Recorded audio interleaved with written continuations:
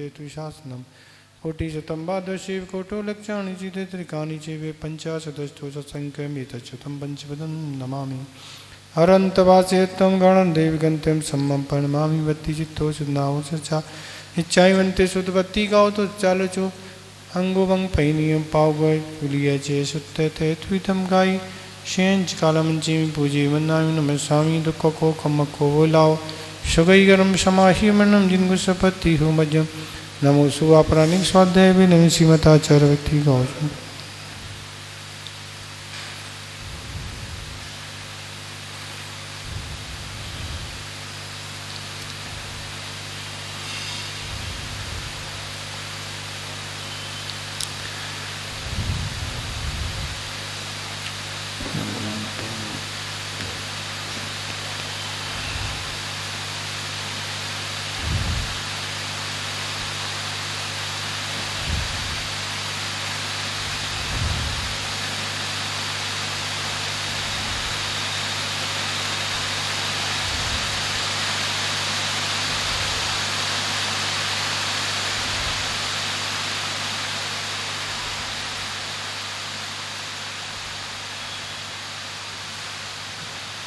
सुत जलधि पार के व्यासुर भावना पटु मते व्यासु चरित तपोनिधि भुवन मुगुरुभ्या छत्तीस गुण समग्र पंच व्याचार करण सुंदर से शिष्याण गुसरी धम्बाजी शयावंदी गुरुवत्ती चंजने तरंती संसार शायरं गौरम चिन्नति अट्टकम जमन में पाविंती हे नित्यम यतनंतो निर्ता ध्यानाग्नि होता कुला षटकर्मा वीरता चतुर धंधना साधु क्रिया साधवा शीला प्रावरणा गुरपर्णा चंदादुति युद्ध कामुक्ष द्वारक पाठ पाठनता पीडन तमाम साधवा गुरवापंतो नो नित्यम ज्ञान दर्शन नायकाचार्यताण गंभीरा मोक्ष मार्गदेश का इच्छाइवंते आरवती गौज चाल जो समना संजताण पंचव्याचानम आयरी आरम आराधे सुनानो उपदेशाण उज्जयाण तिरुकुल पारायणम शवशाणो चेंच कालम चिमी पूजे वंदामि नमस्सामि दुख खो कम खो बोलाओ सुगम समाहि वर्णम जिनको सपत्ति हो वचुम यस्य स्वयं स्वभावाप्ति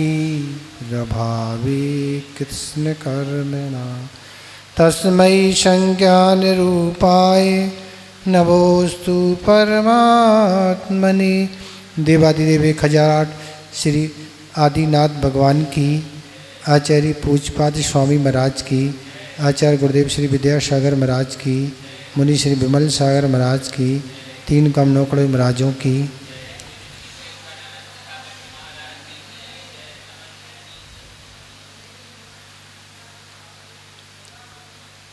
कल 23 नंबर इस श्लोक की व्याख्या चल रही थी कि अज्ञानियों की उपासना और संगति करने से अज्ञान ही बढ़ेगा। वैसे ही संसारी प्राणी पर अनादि काल से अज्ञान छाया हुआ है और पूर्व का संस्कार भी ऐसा है कि निरंतर बुरे कामों में ही प्रवृत्ति है। तो आचार्य महाराज कह रहे हैं कि ज्ञानी समाश्रया ज्ञानम, और क्या कह रहे हैं, ज्ञानियों की सेवा करने से ज्ञान की वृद्धि होगी। तो ज्ञानी उसे ही कहते हैं जिसका आचरण अच्छा हो। केवल ग्रंथों को रट लिया, ग्रंथ आने लगे, व्याख्या करने लगे और आचरण है नहीं, उसको ज्ञानी की कोटि में आचार्यों ने नहीं रखा। जो ज्ञान है वह आचरण रूप में ढल गया तो उनको ज्ञानी कहा। तो ज्ञानी को समझ लें, क्योंकि महाराज आप तो कह रहे ज्ञानी की संगति करो, तो हम तो इतने ही ज्ञानी समझते हैं कि जिन्हें समय सार आदि या बड़े बड़े ग्रंथ या और भी आते हैं, हम तो उनकी संगति कर लेंगे तो हमारा कल्याण हो जाएगा। पर ज्ञानी की परिभाषाएं यहाँ समझें, जहाँ ज्ञान के साथ चारित्र्य भी है। जिसने स्वयं चारित्र्य को अंगीकार किया है वही दूसरे को यह सलाह देगा कि ऐसा चारित्र्य अंगीकार करो तो तुम्हारा कल्याण होगा। और ग्रहण करने वाला भी उसी की बात मानेगा। आपने तो ग्रहण किया नहीं, आप हमें सलाह दे रहे हो, तो कौन स्वीकार करेगा। इसलिए आचार्य यही कहते हैं, जिनने स्वयं आचरण स्वीकार किया है, स्वयं आचरण कर रहे हैं, उनका उपदेश ही कार्यकारी है, उनकी संगति ही कार्यकारी है, तो तुम्हारा विकास होता चला जाएगा। और अगर तुम नहीं करोगे तो कुछ नहीं होगा। उदाहरण के रूप में राजा सैनिक का उदाहरण मान ली कि वैसे तो वह बौद्ध धर्म के अनुयायी थे और बौद्ध धर्म को ही माने थे, पर आप विचार करें उस कथा से कि मात चेलना की संगति ने ये सब कुछ कर दिया। चेलना ने ये सब कुछ कर दिया, चेलना के साथ वो भी चले गए, पर उसके साथ भी विचार करो कि यशोधर महाराज अगर समान रूप से दोनों को अगर आशीर्वाद नहीं देते तो राजा सैनिक तो यही सोचते ना, क्योंकि चेला ने क्या कहा, राजा सैनिक ने तो यही कहा कि वो तो सर्प फेंक फाक के चले गए होंगे। पर चेला का तो बड़ा सिद्धांत था कि अगर दिगंबर गुरु संत हैं तो वो टस से मस हो नहीं सकती, यथा स्थिति में वही मिलेंगी।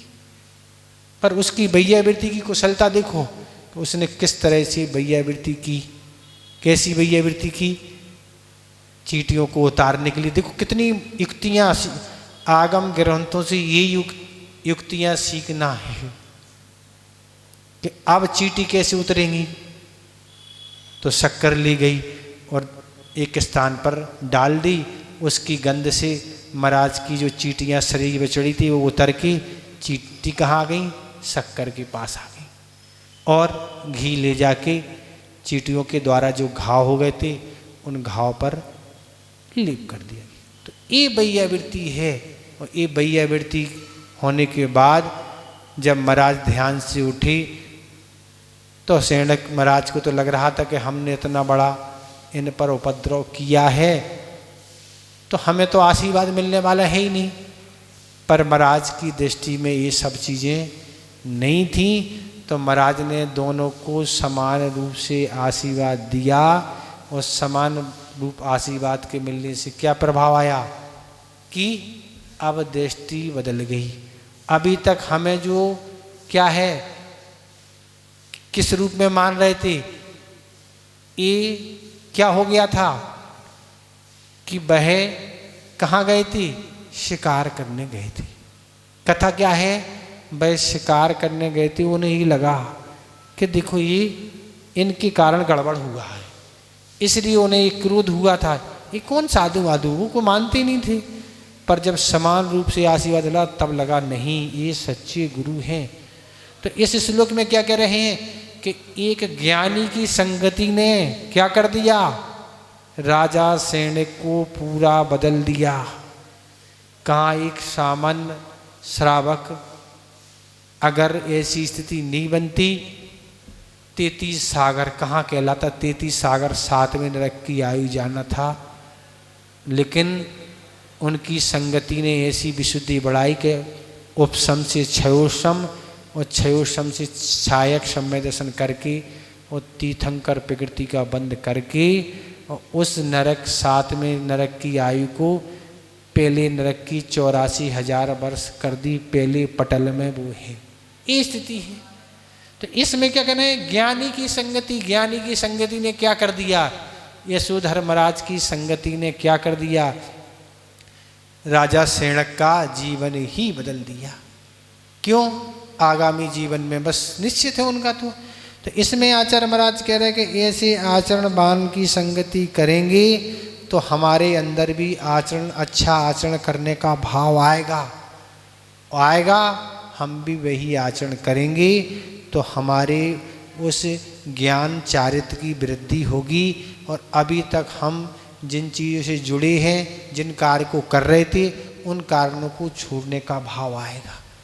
तो इस तरह से जिसे आत्म तत्व का ज्ञान है उसे ही बढ़ाने में लगे हैं, वही साधना कर रहे हैं, तो वही का अनुभव कर रहे हैं, ऐसे वह जो संसार के प्रलोभन से दूर हैं, क्षमतावान ऐसे हैं, ऐसे की संगति करोगे जो विषय कसाओं से दूर हैं, विषय कसाएँ से दूर हैं, पापों से जो दूर हैं, मोह ममता आदि से दूर हैं, तो ऐसे की संगति करोगे आचार्य महाराज कह रहे हैं तो तुम्हारे ज्ञान की वृद्धि होगी, चारित्र की वृद्धि होगी, सब कुछ अच्छा अच्छा होगा। तो कल हमने यही कहा था, चाहे जड़ पदार्थ हो चाहे चेतन पदार्थ हो, कोई भी पदार्थ हो। अब चेतन पदार्थ में सिखाने का भाव है, जड़ में नहीं है, पर जड़ पदार्थ होते हुए आप में सीखने की बुद्धि तो है ना, आप में सीखने की बुद्धि है, इसलिए आप गलत सीख रहे हैं। तो इसलिए इसमें आचार्य महाराज ये कह रहे हैं कि अगर अपना ज्ञान चारित्र वगैरह सब अच्छा बनाना है तो क्या है, ऐसे गुरुओं की संगति करो। पर महाराज आज का ज़माना तो अलग ही चल रहा है। आज तो क्या है, भीड़ आपको जोड़ना है तो ऐसे काम करना पड़ेंगे जहाँ भीड़ होगी। अच्छी सुनने वालों की आज बहुत कमी निरंतर होती जा रही है। अपन तो यही सोचते क्या होने वाला है, क्या दशा है स्थिति संसार की, बहुत विडंबना है। तो आचार्य महाराज इसमें एक कहने वाले हैं कि यदम बचा सुप्रसिद्धम यस यत्तु अस्तु अस्ति ददातु, क्योंकि यह वचन भली प्रकार प्रसिद्ध है कि जिसके पास जो कुछ होगा वही तो देगा। अपन कहें उसकी गलती है, उसकी कोई गलती नहीं ना, आपने जो चॉइस की है वो आपकी गलती है। उसके पास जो होगा वो देगा। आप अगर अपने हाथ में गुलाब का फूल लेंगे तो क्या होगा, आपका हाथ सुगंधी से भर जाएगा। और आप हाथ को मिट्टी के तेल में डाल लेंगे तो क्या होगा। तो मिट्टी के तेल की संगति है अज्ञानियों की, और गुलाब की फूल की संगति है ज्ञानियों की। ये स्थिति है। गलती उसकी नहीं, महाराज वो क्या दे रहा, अरे आप जा रहे सो वो दे रहा, उसके पास है सो वो दे रहा। आपकी चॉइस गलत है। आप अच्छी जगह पहुंचते, अच्छी जगह जाते तो अच्छी मिलती, आप बुरी जगह गए, उसको वही अच्छा है ना, वो कहता यही अच्छा है, हम तो यही अच्छा समझते, वो को ना आपको बुलाने आया। पर आचार्य गुणभद्र महाराज आत्मानुशासन में एक श्लोक लिखा है कि मेघ और वक्ता, ये मेघ ऐसे गरजने वाले और अन्यथा व्यवहार कराने वाले व्यक्ति, अन्यथा आचरण करने वाले व्यक्ति तो आपको ढेरों मिल जाएंगे, ऐसा लिखा उन्होंने। बादल गरजने वाले गरजते ही रहते, जब कभी बरसते कभी नहीं, गरजते जब कभी ऐसे गरजते हैं तेजी से, ऐसा लगता बहुत तेजी से आने वाला है। वो काले छाने के बाद फिर क्या लगता है, फिर धीरे धीरे गर्जना आदि सभा का के धूप खिर जाती है। तो आचार्य गुणभद्र महाराज ने लिखा कि ऐसे गरजने वाले तो गरज डराते ही रहते हैं, पर बरसने वाले तो जो बरसने वाले हैं वो कम होते हैं। इसी तरह उन्होंने लिखा है, इसी तरह ऐसे वक्ता तो आपको सैकड़ों मिल जाएंगे जो विषय कषायों आदि की बात आपको सिखा देंगे, पापों में लगा देंगे। पर जो अच्छी ज्ञान की बात है, अच्छे मार्ग की बात है, ऐसे तो वक्ता दुर्लभ हैं, ऐसा लिखा उन्होंने, बहुत दुर्लभ हैं। और बताने वाले दुर्लभ हैं, मानने वाले तो और दुर्लभ हैं। ऐसे तो महाराज वो कहते सैकड़ों आते, हम भी सबकी सुनते हैं, करते हम अपने मन की हैं। अपने मन की नहीं, आगम के अनुसार करना। अगर वक्ता आगम के अनुकूल कह रहा है तो सही है, आगम के विपरीत है तो वो वक्ता ही नहीं है ना, वो तो वक्ता ही है केवल ना, बकने वाले की बात नहीं सुनना है। तो आचार्य महाराज इसमें कह रहे हैं जिसके पास जो होता है तो वो देता है। तो अपन को इसका सब चॉइस करना है। इस ग्रंथ का ये श्लोक बहुत महत्वपूर्ण है। अपनी संगति को अच्छे जीव, अच्छे व्यक्तियों और अच्छे पदार्थ आदि से जोड़ो तो सब कुछ आपका अच्छा बन जाएगा। नहीं तो आप अपने को क्या है, संभाल नहीं पाएंगे। क्योंकि कर्मों की उदीर्णा में सब कारण हैं। जैसे निमित्त बनते हैं वैसे कर्म का आपका उदय नहीं है, पर उदीर्णा हो जाएगी। कैसे उदाहरण के रूप में? मान के चलो कोई पदार्थ आपको दिख जाए, भले वो पास है या भूख नहीं है या कुछ नहीं है, और वो पदार्थ दिखने से भूख नहीं होते हुए भी इच्छा हो जाती है कि अच्छा रहेगा, तो ये सारी स्थितियाँ बनती हैं। और भी बहुत सारे उदाहरण घटित कर सकते। इसलिए ये है कि इन चीज़ों से अपने को बचाने का प्रसाद करो। अगर कभी कर्म की तीव्रता कुछ है तो वो बात अलग है। तो इस तरह यह है आपका श्लोक हो गया। ठीक है, इसमें कुछ पूछना तो नहीं है? नहीं पूछना है। अगला देखें 24 नंबर। अब इसमें कह रहे हैं जो निष्पन्न योगी होते हैं, ज्ञानी होते हैं, वह आत्म स्वरूप में लीन रहते हैं। उन्हें आत्म ध्यान करने से फल क्या मिलता है? ये कहने वाले यही हैं कि आप संगति की बात कह रहे हो कि ज्ञानी की संगति हम करेंगे और ये मिलेगा, हम ज्ञानी बन जाएंगे, और अज्ञानी की संगति करेंगे तो अज्ञानी बन जाएंगे। क्या कह रहे हैं? ये बन जाएंगे, ये आप कह रहे हैं। तो हमें इससे लाभ क्या होगा ना? आत्मा की हम संगति करेंगे तो हमें आत्म लाभ होगा, और हम दूसरी चीज़ों की संगति करें और कुछ होगा।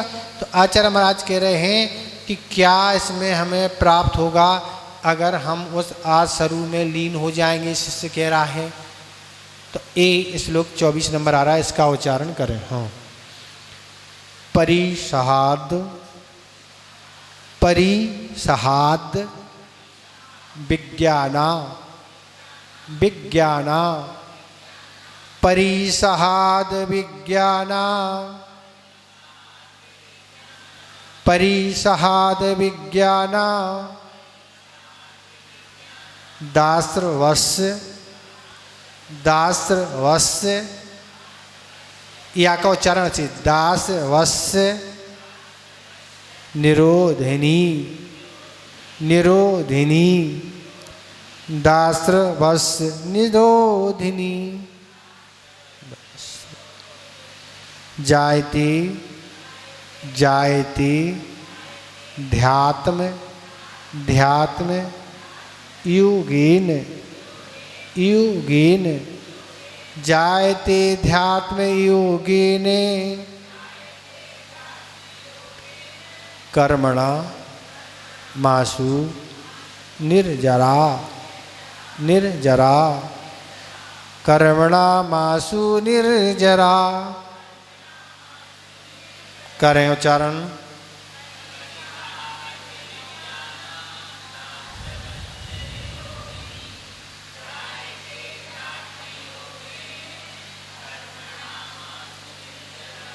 ठीक हो रहा उच्चारण? कहीं यहाँ दिक्कत तो नहीं हो रही उच्चारण में? दास्र रा, सा में रा भी है। दास्र दास्र वश्य दास्र वश्य, रा है दास पढ़ेंगे तो रा छूट जाएगा, इसी दास्र दास्र वश्य निरोधिनी। ठीक हो रहा? और कहीं कोई दिक्कत तो नहीं हो रही? इसमें कह रहे आचार्य महाराज, अध्यात्म योगे ने आत्मा का ध्यान करने के काल में, आवाज़ तो आ रही ठीक से आपको? सब सुनाई दे रहे कि नहीं? बारिश ज़्यादा सुनाई तो नहीं दे रही? कह रहे हैं अध्यात्म योगिन आत्मा का ध्यान करने के काल में परिसहादि अभिज्ञानात्, परिसय तथा उपसर्ग आदि में उपयोग नहीं जाता है।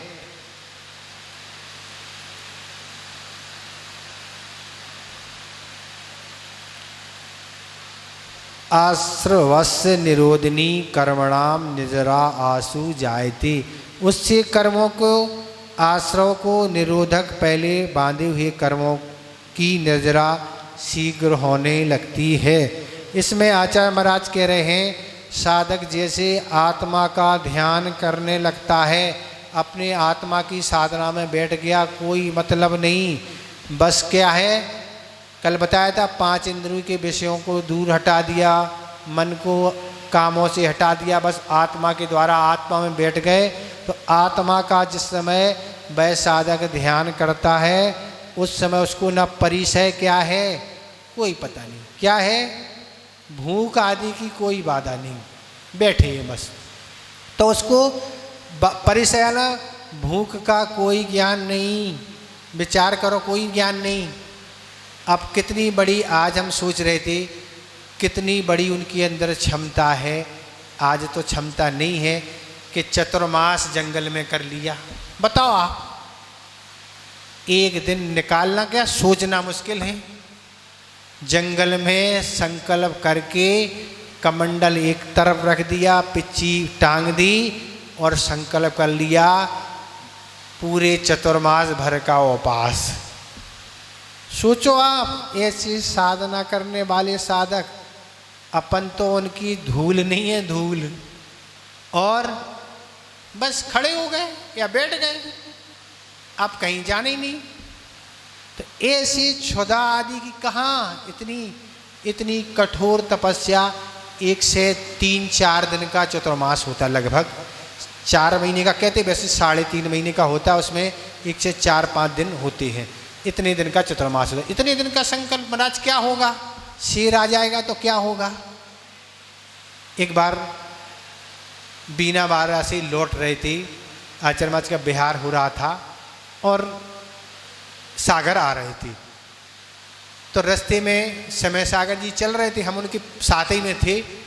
तो ऐसे ऐसे चलते हुए ढलान पर चल रहे थे, तो किसी ने, देवरी वाले बिहार में थे साथ में, महाराज जी यहाँ शेर रहते हैं जंगल में, यहाँ बहुत शेर आते रहते हैं, तो महाराज जी शेर आएगा तो आप क्या करेंगे। महाराज ने कितना अच्छा उत्तर दिया समय सागर ने, भैया हमें क्या करना, उसको ही वो आएगा वो ही करेगा, जिसको क्या, हमें कुछ करना ही नहीं ना, जो करना हो उसको ही करना, वो ही करेगा, हमें क्या करना, हम कुछ नहीं करेंगे। तो ये महाराज जी ने, हमें भी बहुत हंसी आई कि महाराज जी आपने उत्तर बहुत अच्छा दिया। तो ये स्थिति में कह रहे हैं, अध्यात्म ध्यान के काल में कोई नहीं, भोजन की कोई दृष्टि नहीं, और क्या है, जंगल में तो अपन भी रह रहे हैं, पर अपन अभी सीमेंट के जंगल में रह रहे हैं, वो वृक्षों के जंगल में रहती थी। तो इस कह रहे हैं, प्यास की भी कोई इच्छा नहीं, गर्मी पड़ रही है प्यास नहीं, और ठंडी बारिश हो और शीत लहर चले और शरीर पर कोई वस्त्र नहीं, क्या स्थिति होगी, क्या स्थिति, सर्दी पर कोई प्रतिकार नहीं, और गर्मी भी लगती है। कुंवार का महीना आता है तब बारिश बंद हो जाती है, जब गर्मी की वेदना देखो, और जंगल में वृक्ष हैं, पत्ते सूख गए हैं, क्या गर्मी, मच्छर भी अलग हैं, पानी आदि से मच्छर कितने होते, कोई प्रतिकार नहीं, ना कछुआ छाप, ना ऑल आउट, ना कोई ऐसी, और मक्खी आदि भी चढ़ जाते हैं, और निंदा करने वाले भी जाते हैं, और अनेक प्रकार के परिसर हैं। तो ऐसे परिसर होते हुए भी उनकी ओर परिसर ही समझना कि हमें भूख लग रही, प्यास लग रही, कुछ नहीं, बस भूख प्यास कहाँ, भूख प्यास की ओर दृष्टि जाने ही नहीं, तभी परिसर विषय मानी जाएगी। अगर हमारी उस ओर दृष्टि जा रही है तो परिसर विषय नहीं माना जाएगा। ये है, परिसर विषय जब ही माना जाएगा जब हम उसको उस रूप माने नहीं। तो कह रहे हैं ऐसे परिसर आज नहीं, क्या है, छेड़ालाकार ने क्या लिखा, ऐसे गुप्ती में लीन हो गए बैठे हैं, और क्या है, वहाँ हिरण आए हैं, वे सोच रहे हैं कि ये क्या है, पत्थर है, तो खाज को जा रहे हैं, ऐसे बैठे हैं, सोचो तुम गुप्ती में, वो पल खाज खुजावत, ऐसे बन जाते हैं, तब जाके निर्जरा होती है। महाराज अपन तो कितने सुख सुविधा में बैठे हैं, कहाँ एक बूंद भी नहीं आ रही है, कोई ना पानी की बाधा है, ना कोई किसी तरह की बाधा नहीं है। बाधा कहाँ से आएगी, क्योंकि प्रतिकार के साधन हमने सब रखे हैं। बारिश है तो रेनकोट है, छाता है, सब है, सर्दी में भी है, गर्मी सब है, पर वहाँ कोई प्रतिकार नहीं, तब निर्जरा होती है। केवल महाराज ऐसे सब काम नहीं होते हैं, तो परिसर की उपस्थिति में होने पर सुख दुख का संवेदन नहीं करते, साम भाव, बहुत बारिश हो रही, कोई नहीं, ऐसा भी नहीं कहना, इस तरह आत्मा में डूबे हैं कि परिसर का उन्हें ज्ञान नहीं।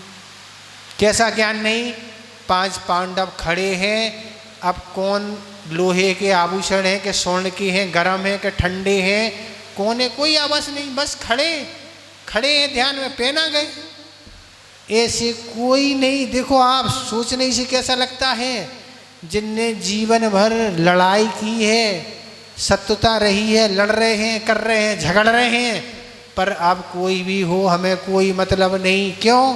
अगर हम समता नहीं रखेंगे पुनः फिर बंद होगा। और हम अगर शरीर आत्मा का भेद विज्ञान नहीं होगा, विशुद्धि बनेंगे नहीं, छपक श्रेणी चढ़ ही नहीं पाएंगे।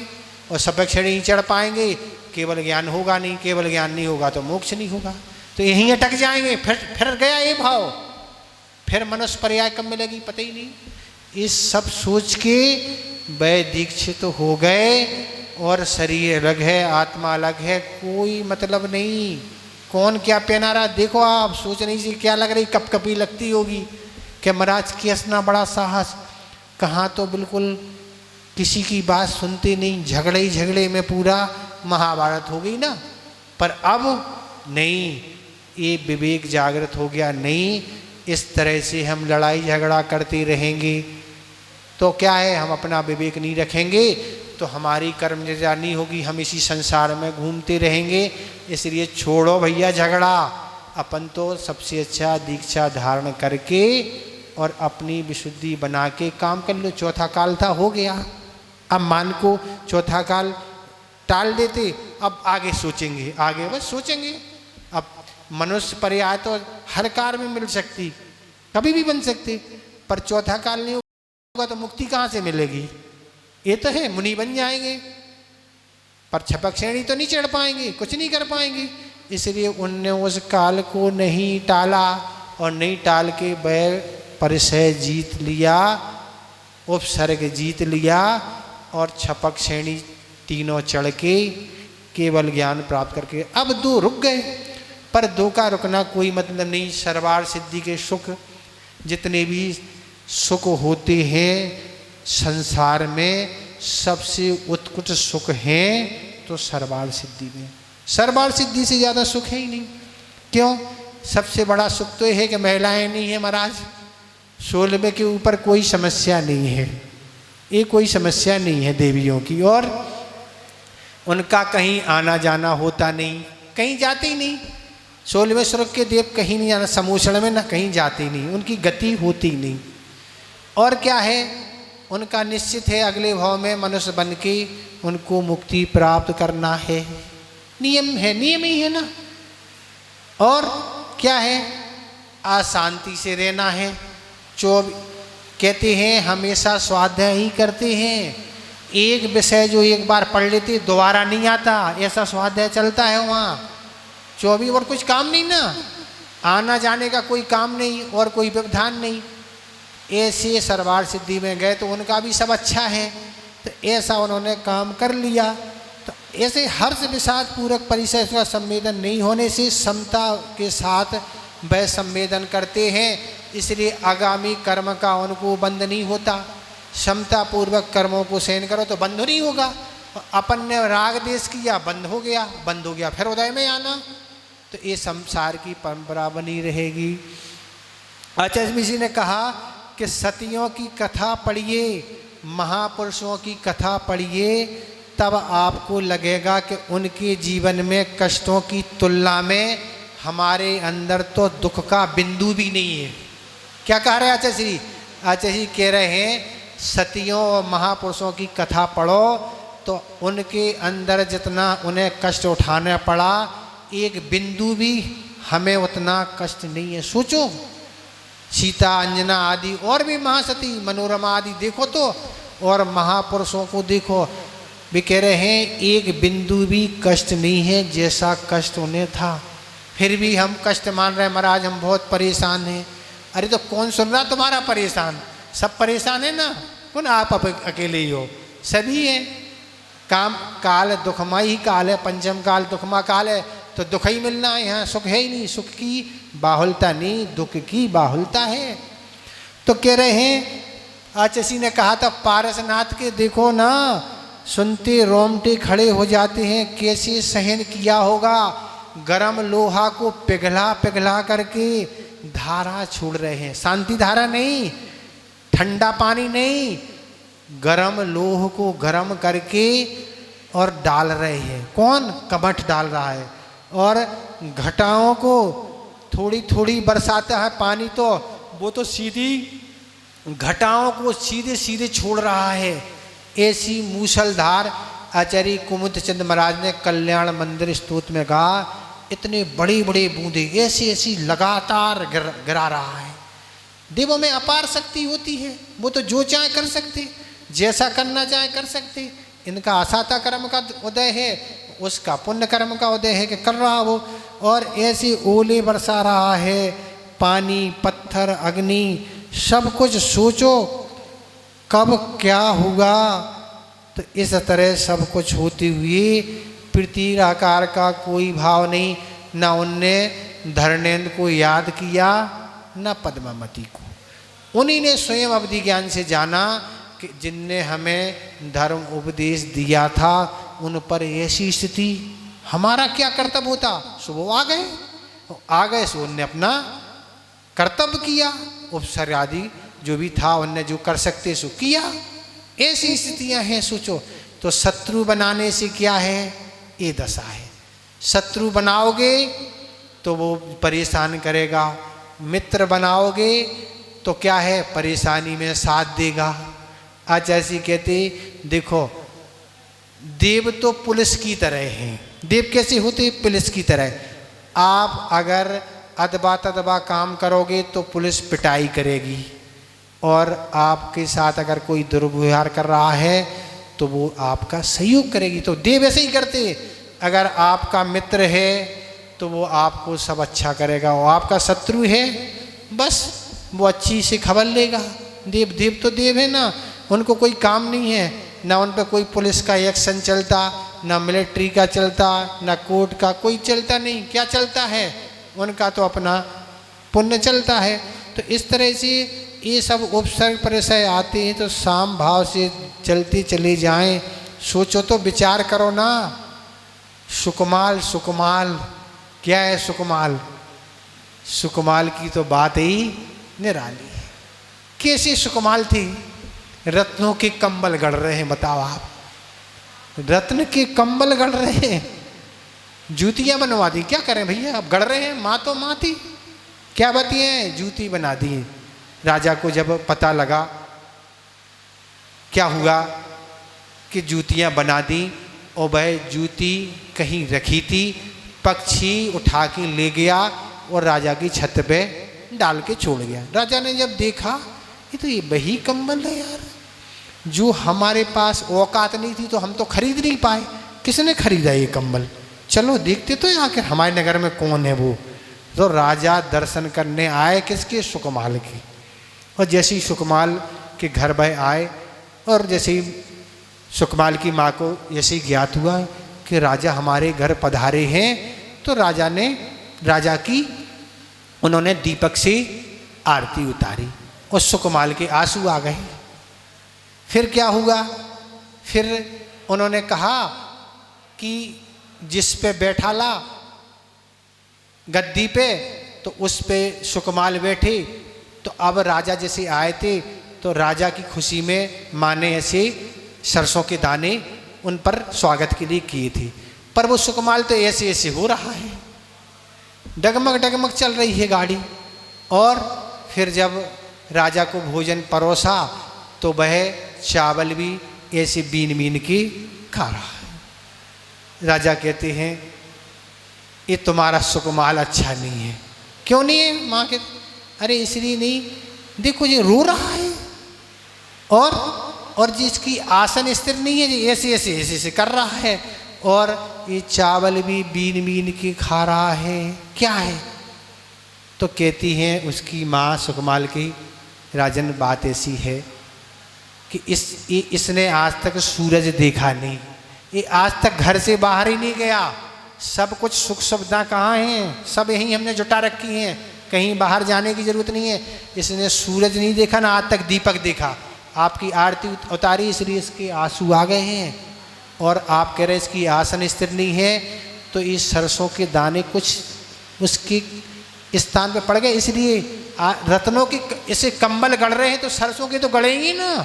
तो आज तक बैठे ही नहीं, कभी जमीन पे आज तक चले नहीं, कालीन बिछी देख लो आप राजन, जमीन में आज तक पैर रखा ही नहीं ना इनने। ऐसे हमारे सुकमाल हैं। आप कहते चावल बीन बीन के खा रहे हैं, तो ऐसे चावल नहीं खाते जी सुकमालाएँ हमारे। कैसे? हम शाम को कमल पत्रों में चावल रख देते हैं, रात भर जब उनमें कलन की सुगंधी फैल जाती है, सुबह हम उनको पकाते हैं, फिर इनको देते। ऐसे नहीं खाने वाले हैं जी, ऐसे सुकमाल हैं। अब राजन क्या हुआ, अचानक आपका आना हो गया, तो हमने उन्हीं चावलों में और मिला दिए। आप आ रहे थे चूँकि, इसलिए बीन बीन के खा रहा था जो कमल वाले थे, और बाकी रिजेक्ट। अरे ऐसे सुकमाल हैं, बड़े भारी सुकमाल, ऐसे सुकों में पले थे। पर क्या हुआ, राजा खेलने गए और राजन की अंगूठी गिर गई उनकी बावड़ी में, तो राजन दिखवा रहे हैं। वो सेवकों से दिखा, अरे राजन हजारों पड़ी हैं ऐसी, आप रोज गिराते हैं। कहाँ ढूंढवा रहे हैं आप? सुकुमार रोज गिराते ऐसी तालाब में हमारी हजारों पड़ी होंगी, तुम एक के पीछे पड़े हो ना। ऐसे सुकुमार है ना, तो ऐसे सुख किसी की दुनिया में आज तक हमें कोई कथा पढ़ने नहीं मिली जैसे सुकुमार की कथा। कैसे अपार सुख में थे हम, तो महाराज बहुत सुखी हैं, हमें बहुत साधन। सुन लो आप कथा तो सुन लो एक बार, फिर क्या हुआ। और जैसे ही बैराग हुआ, रस्सी तो मिल नहीं पाई, मूल द्वार से तो जा नहीं सकते, सैनिक लगे हैं, पत्नियों की एक और दूसरी साड़ी बांध के उतर गए और चले गए, और पैर लोहो लुहान हो गए। आज तक जमीन में पैर ही नहीं रखे ना, इतने नरम थे। और आचार्य जी जब ये कथा सुनाई थी, तो आचार्य जी कह रहे पैरों में माहौर रच गया। माहौर रचता आपके यहाँ के नहीं, तो पूरे पैर खून से लथपथ हो गए थे, इतनी मुलायम हो गए थे चमड़ी। घर जिससे आते, घर से कदम ही नहीं रखा बाहर, कालीन पे चलना, कोई काम करना नहीं, और आराम से रहीसी में रात दिन रहो माँ। जब इस तरह से वैश्यालिनी खा रही है, इसलिए हमने एक कथा क्यों सुनाई। अब क्या हो रहा, उपसर्ग कहाँ है, आत्मा के ध्यान में लीन हो गए। अब उपसर्ग और परिसय क्या हो रहा हमें नहीं पता है। ऐसे शरीर और आत्मा का भेद ज्ञान कर लिया। बताओ आप, हम के महाराज संगनन, तो संगनन जब महल में रहती थी वही संगनन था, संगनन कभी परिवर्तन नहीं होता, और आज भी वही संगनन है। कहाँ से क्षमता आ गई ना, विचार करो ना, व्यक्ति वही है। जिसको सरसों के दाने गड़ रहे हैं, राई के नहीं, क्या है, रत्नों का कंबल गड़ रहा है, सब कैसी अनुकूलता, वही संगनन सब कुछ है। पर आज वह भेद विज्ञान आत्मा में लीन होने से कुछ भी नहीं। कौन खा रहा है, कौन है, खाओ ना, हमें क्या करना, हमारा है ही नहीं जिसको तुम खा रहे हो, जो हमारा है उसको तुम खा नहीं सकते। ऐसे महापुरुषों की कथाएं और सतियों के पढ़ने से अपने अंदर कुछ क्षमता बढ़ेगी, कुछ दृढ़ता आएगी, और अपन सुकुमारों की कथाएं पढ़ते रहेंगे, अरे उनको ऐसा उनको ऐसा, तो हमारी वैसे ही क्या है, हमारा वैसे ही स्वभाव बन जाएगा, हमारी क्षमता वैसी बन जाएगी। ये स्थिति है। ऐसी कथाएं पढ़ो, वास्तव में कथा तो बहुत रोमटे खड़े करने वाली है। कैसे सुकुमार होंगे बताओ। तो ऐसे आचार्य महाराज कह रहे उससे पर ऐसे साम भाव से सहन करते हैं, तो ऐसे ही सुकुमार हो, चाहे गज कुमार हो, सिगड़ी रख दी, चाहे कीला ठोक दिए, बस कथाएं तो नहीं सुनाना, कथा तो आपको सब पता है। तो इस तरह से ये कह रहे हैं, आचार्य महाराज ने कहा था कि मोक्ष मार्ग ऐसा नहीं है कि चलने के लिए फूल बिछे हों यहाँ, जिसके ऊपर आपको जन्मदिन पर चलना हो, पंखा लगा हो, कूलर लगा हो, एसी लगा हो, और आपको आनंद लेते हुए आराम से बस विश्राम करना है, ऐसा मोक्ष मार्ग नहीं है। तो फिर यहाँ कंकर भी है, पत्थर भी है, ऊबड़ खाबड़ जमीन भी है, बोलने में भी परसय है, चलने में भी परसय है, बैठने में भी परसय है, सोने में भी परिसय है, आहार में भी परसय है, यश नहीं मिला तो अभी परिसय है, विद्वान बन गए तो परिसय है, और अज्ञानी है तो अभी परिसय है। आक्रोश भी परिचय है, क्योंकि शब्द बोलने से लोग ऐसे ऐसे शब्द बोलते हैं। क्रोध आएगा, नहीं क्रोध नहीं करना। तो ऐसे पल पल परिचय है, क्षमता को सहन करने का अभ्यास यहाँ तो मोक्ष मार्ग में आवश्यक है। या नहीं बस सब कुछ महाराज पूरी सुविधाएं हैं, मोक्ष मार्ग में कोई दिक्कत है ही नहीं ना, सब कुछ नहीं, दिक्कत भी है और दिक्कत नहीं भी है, अनुकूलता की भी है तो प्रतिकूलता भी है। तो कह रहे हैं ऐसे यदि क्षमता है तो संबंध निर्जरा है। अगर हमारी क्षमता है तो हमारा संबर हो रहा और निर्जरा हो रही, और क्षमता नहीं है तो काय की निर्जरा। और यदि मन में समता का कांटा थोड़ा सा ममता की ओर खिसक गया, आचार्य जी कह रहे समता का कांटा थोड़ा ममता की ओर खिसक गया तो सीलोन की जगह जैसा विविध भारती आदि लग जाती, नहीं लगती, तो ऐसे ही वहाँ बंद चालू हो गया, निर्जरा बंद हो गई। तो ये आचार्य महाराज यहाँ कहने वाले यही हैं कि उपसर्ग परिचय में आश्रव आश्रवश निरोधनी कर्मणा निर्जरा आसु जायते। तो उससे कर्मों के आश्रव को निरोध मतलब पहले बांधे हुए कर्मों की निर्जरा शीघ्र होने लगती है। कह रहे हैं उससे कर्मों के आश्रव को निरोधक।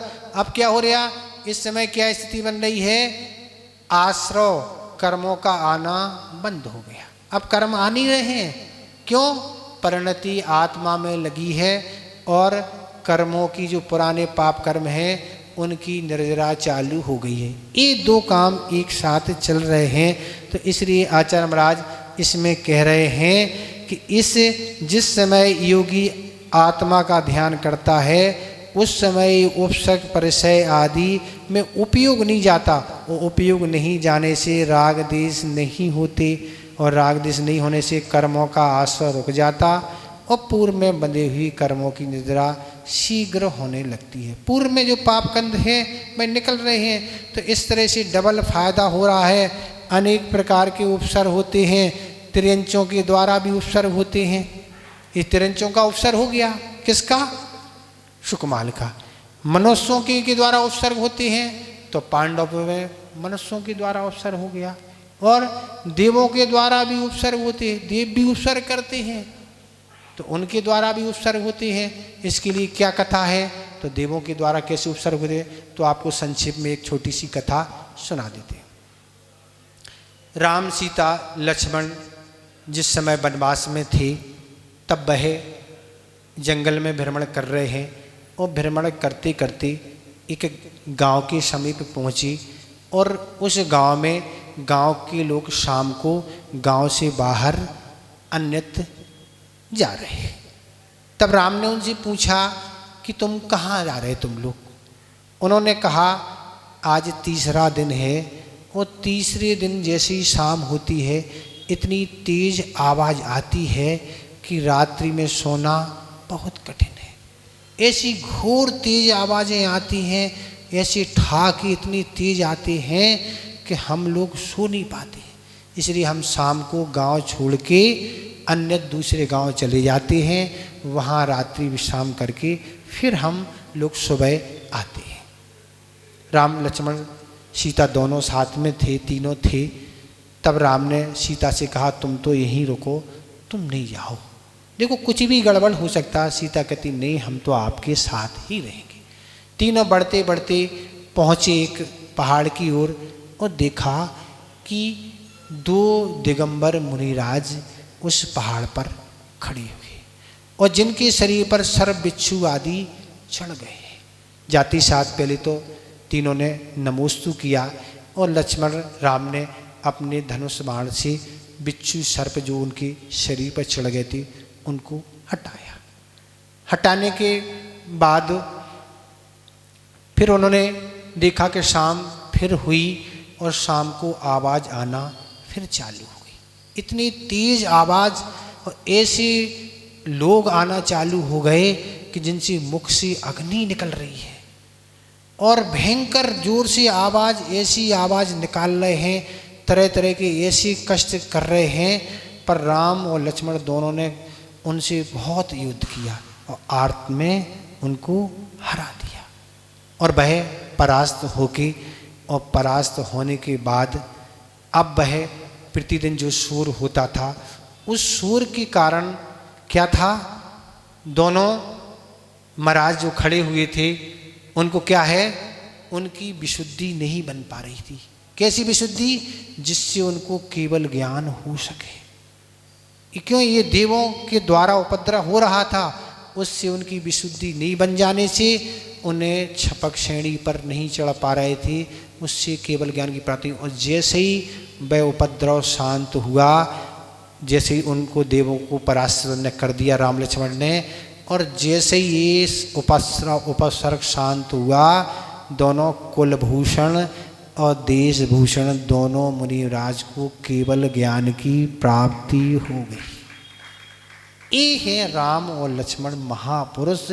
ऐसी वैयावृत्ति दोनों ने की कि उसके फलस्वरूप दोनों को केवल ज्ञान की प्राप्ति हो गई। तो ऐसे देवों के द्वारा भी उपसर्ग होते हैं और प्रकृति जन्य भी उपसर्ग होते हैं। समय आपका हो रहा है, लगभग 5-6 मिनट बचे होंगे, अब आगे भी समाप्त करना। एक और प्रकृति जन्य उपसर्ग क्या होता, वह भी 1 मिनट में सुन लें। एक मुनि महाराज थे और वह मुनि महाराज कहीं विहार कर रहे थे, पर अचानक कहीं नदी एक मिली। वो नदी में अपार पानी था, बहुत पानी था, पर मुनि महाराज को पार करके जाना था, पर पार करना नदी का संभव नहीं था। तब मुनि महाराज एक नाव में सवार हो गए और सवार करके वहाँ तक छोड़ दें तो वह नाव में जा रहे थे, पर बारिश का इतना प्रकोप और इतनी तेज आंधी आई कि नाव पलटने की स्थिति बनने लगी। अब मुनि महाराज क्या करें, कुछ नहीं कर सकती। तो मुनि महाराज ने ऐसी विशुद्धि बढ़ाई, ऐसी बुद्धि से बढ़ाई कि छपक श्रेणी पर आड़ होके नाव में ही केवल ज्ञान प्राप्त करके उन्होंने अपना काम कर लिया। देखो आप, संसारी प्राणी पे आपदा आती है तो वो तरह तरह के उपाय सोचता है, ये सोचता वो सोचता। वो क्या उपाय? यही उपाय है, अपनी अच्छे से विशुद्धि बढ़ाओ और काम हुआ। ये प्रकृति जन्य उपसर्ग हैं। तो ऐसे 4 प्रकार के उपसर्ग होते हैं। ऐसे उपसर्ग में अपने ध्यान काल में जो अपनी आत्मा की साधना से विचलित नहीं होके काम कर लेते हैं तो बेड़ा पार उनका हो जाता है। जो डरते हैं, डरपोक होते हैं, वो सब यहीं बने रहते हैं। इस तरह अपनी क्षमता को बढ़ाना चाहिए। ऐसे महापुरुष और ऐसे सतियों की कथाओं को पढ़ना चाहिए, तब जाके काम होगा। आपका समय हो ही गया, अब संस्मरण आपको सुना दें। कैसी विशुद्धि? कर्म के उदय के बारे में विचार करना है। विशुद्धि जब बढ़ती है ना, 9 कर्म की ओर दृष्टि ना जाए। दृष्टि अपनी क्या जाती है? जिसके जो अपन को कष्ट देने में कारण बनता है, अपनी दृष्टि वहां जाती है। पर आगम क्या कहता है? अपन को क्या सोचना है? हमारे कर्म का उदय है, सामने वाला तो मात्र निमित्त है। वो निमित्त क्या? अगर हमारे कर्म का उदय नहीं होता तो ये सामने वाला क्या बिगाड़ता? हमारा कुछ नहीं बिगाड़ता। तो ये जब दृष्टि समता भाव, ये आचार्य कुंद महाराज ने प्रवचन सार की 4 चूलिका में एक गाथा दी है, सम सत्व बंधु बग्गु। समता भाव, चाहे शत्रु हो चाहे मित्र हो, वो ही हो गया कि नहीं? राजा सैनिक और चेलना, एक शत्रु है, एक ने सर्व डाला है, एक निकाल रहा है, पर समान। ये उस बस समान आशीर्वाद दिया। हमारा कर्म शत्रु है ना, वो शत्रु है ही नहीं। तो ऐसे भाव जब आते हैं, हमारे कर्म के कारण हो रहा है, फिर हम अगर फिर इसमें हम सामने वाले को दोषी ठहराएंगे, फिर बंद होगा ना। तो यही पांडव का हो गया, यही सुकमाल का हो गया। ये सभी उदाहरण में, सभी कथाओं में लगाएं कि वह तो हमारा शत्रु नहीं, कर्म ही शत्रु है। तो शत्रु और मित्र में, सुख और दुख में, सुख में भी नहीं, सुख में भी फूलना नहीं, उचकना नहीं, नहीं बहुत सुख है में, और दुख में कूलना नहीं, सुख में फूलना नहीं, और जीवन और मरण में जियो तो भी नहीं खुश होना, और मरना में मर रहे तो मर जाना, समाधि मरण करना है। और योग वियोग में किसी का योग हमें मिला सहयोग मिला तो उसमें हर्ष नहीं, और वियोग हो रहा जा रहा है तो विषाद नहीं। ऐसी सब। और लोहे और सोना, जैसा लोहा वैसा सोना, दोनों समान है हमारे लिए, तो दोनों समान है। लोहा, ये जब अंदर परिणति आती है, विचार आता है, तब जाके समता भाव होता है, और समता भाव से आगामी कर्म का बंध नहीं होता, नहीं तो फिर पुनः बंध होना ही है ना। तो ये सब चीज़ें महापुरुषों की कथा आदि पढ़ने से, ऐसी विचार पढ़ने से धीरे धीरे क्षमताएं बढ़ती चली जाती हैं। अपन महाराज मुनि महाराज की देर समय होता, हम आपको गृहस्थों के उदाहरण देते थे, ऐसे गृहस्थ भी हैं जो समता भाव से सहन करते हैं ना। कितनी कथानक, अनेक कथा रखें। ठीक है, अब तो सावन आ ही गया ना, कितने तारीख तक रखना छुट्टी? आज है 9 तारीख। उनकी छोड़ो ना, उनकी बात अलग है। सुबह की स्थिति अलग है, शाम की स्थिति अलग है। सुबह क्या है, भीड़ नहीं रहती मार्केट आदि में, अरे समझ में। अभी तो मार्केट में भीड़, और आपको सुबह तो आप मंदिर के कारण आ जाते सब है, पर 2 दिन में एडजस्ट नहीं होगा। अभी 12 तारीख तक तो क्या ही रहती, 10, 11 और 12, 3 दिन का कह रहे थे। 1-2 दिन और बढ़ा लो तो अच्छा रहेगा ना। क्या है, 1-2 दिन और बढ़ा लो, 1-2 दिन तो अच्छा रहेगा। इसलिए कि आप लोग अभी तो कह देंगे, देखो अब नहीं आया तो बंद कर दें क्लास, क्या दिक्कत है ना, अपन को अच्छा ही रहेगा ना। तो हमारा मतलब फिर नहीं आएंगे, 4 लोग आए तो अच्छा रहेगा। फिर आप कह रहे 12 तक छुट्टी रहो, और 13 को 4 ही लोग आए, फिर वो अच्छा नहीं रहेगा ना। पहले तो आप विचार करो, आज कह रहे थे आए, क्या नहीं आए, फिर कल कह दिए थे कि लगाओ आ रहे हैं, आएंगे नहीं आए, तो फिर क्या करोगे। इसलिए आप, हमें कोई दिक्कत नहीं है, आप कह रहे 12 से 13 से लगा लेंगे, पर नहीं आए तो क्या होगा फिर। कम कितने आएंगे, अच्छा नहीं लगता ना। समय हमारा तो उतना ही खराब होता ना।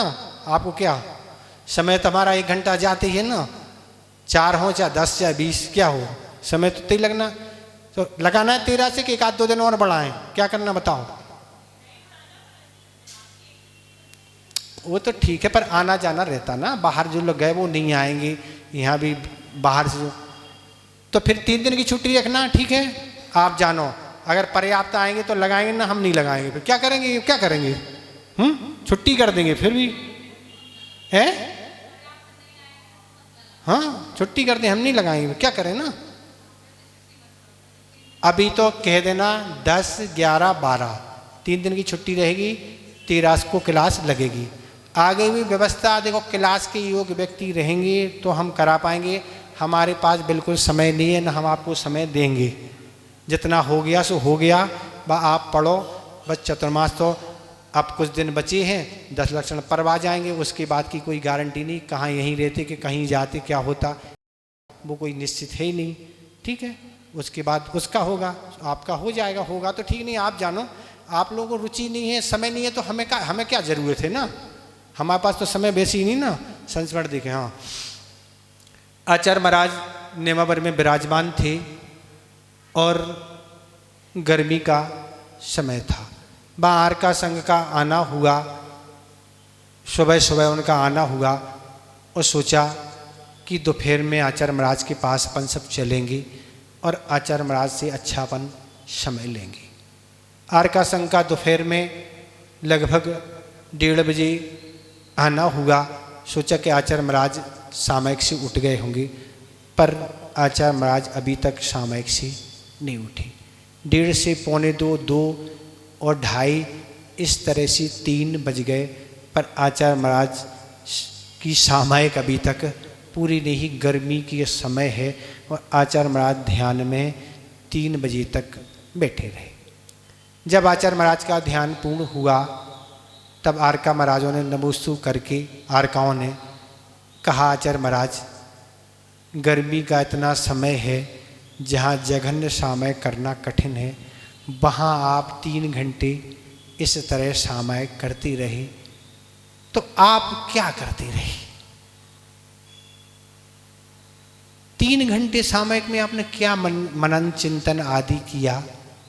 पर आचार्य महाराज ने उत्तर तो दिया, पर ऐसे आचार्य महाराज बोल रहे थे जैसे कोई जबरदस्ती बुलवा रहा हो। वस्तुतः स्थिति ये हुई थी, ध्यान में जब साधक डूब जाता है तो वो ध्यान वो ही चलता रहता है, उठने के बाद दिमाग में वो ही घूमता रहता है, इसलिए मन बाहर आना नहीं चाहता है।